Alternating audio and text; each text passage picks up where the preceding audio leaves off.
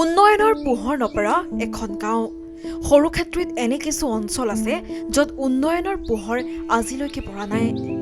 আধা বাটলৈকে কোনোমতে মটৰচাইকেলখন নিব পৰা সৰুক্ষেত্ৰী সমষ্টিৰ পূবপাকা গাঁও পঞ্চায়তৰ অন্তৰ্গত খৰিয়া আৰু কাৱৈমাৰী গব্লকৰ যাতায়াতৰ দৃশ্য এয়া।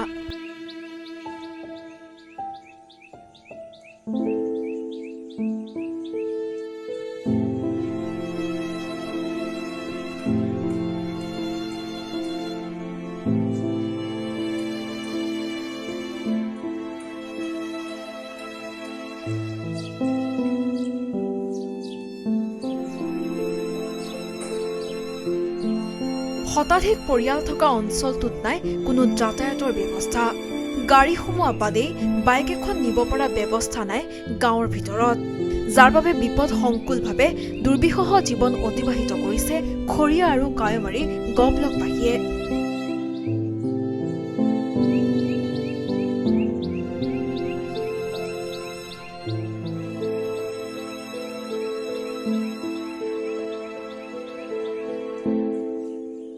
এম্বুলেন্স ৩ কিলোমিটাৰ দূৰত ৰাখিব লাগে বাবে ভাৰ বান্ধি ৰোগীক নিব লাগে।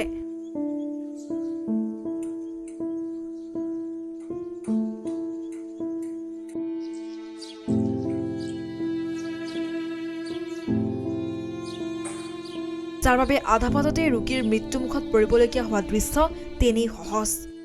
স্কুল কলেজৰ সৈতে যোগাযোগ বিচ্ছিন্ন বাবে ছাত্ৰ ছাত্ৰীসমূহেও বাৰিষাৰ দিনত বহু দূৰ নাও অথবা ভূৰতহে বিপদসংকুলভাৱে যাবলগীয়া হয়।